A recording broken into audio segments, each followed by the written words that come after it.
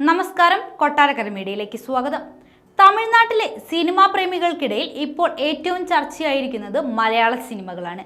മഞ്ഞുമൽ ബോയ്സും പ്രേമലുമാണ് അതിൽ പ്രധാന കാരണം. ഒരു ബോളിവുഡ് ചിത്രം തമിഴ്നാട്ടിൽ ഇതുവരെ സ്വപ്നം കാണാതിരുന്ന തരത്തിലുള്ള വിജയം മഞ്ഞുമൽ ബോയ്സ് നേടിയപ്പോൾ പ്രേമലും തമിഴ്നാട് പ്രേക്ഷകർ ഏറ്റെടുത്തിരിക്കുകയാണ്. ഇപ്പോഴിതാ ബോക്സ് ഓഫീസ് കണക്കുകളിൽ ഒരു നേട്ടം കൂടി ഉണ്ടാക്കിയിരിക്കുകയാണ് ചിത്രം അവിടെ.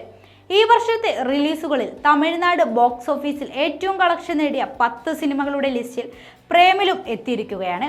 ഈ വർഷം ജനുവരി 1 മുതൽ മാർച്ച് 21 വരെ തമിഴ്നാട്ടിൽ റിലീസ് ചെയ്യപ്പെട്ട എല്ലാ ഭാഷാ ചിത്രങ്ങളെയും പരിഗണിച്ച് തയ്യാറാക്കിയ ലിസ്റ്റ് പ്രസിദ്ധീകരിച്ചിരിക്കുകയാണ് പ്രമുഖ ട്രാക്കർമാരായ സിനിമാ ട്രാക്ക്.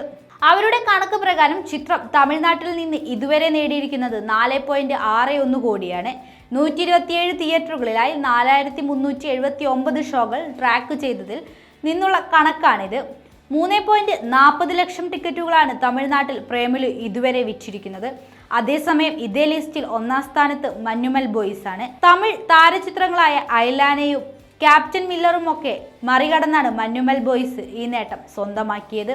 കേരളത്തിലെ റിലീസിനൊപ്പം തന്നെ പ്രേമലിന്റെ മലയാളം പതിപ്പ് തമിഴ്നാട്ടിൽ റിലീസ് ചെയ്യപ്പെട്ടിരുന്നു. എന്നാൽ മഞ്ഞുമൽ ബോയ്സിന്റെ സംസ്ഥാനത്തെ വിജയത്തിന് ശേഷം തമിഴ് പതിപ്പും തിയേറ്ററുകളിലെത്തി. ഉദയനിധി സ്റ്റാലിന്റെ റെഡ് ജയന്റ് മൂവീസാണ് തമിഴ് പതിപ്പ് വിതരണം ചെയ്തിരിക്കുന്നത്.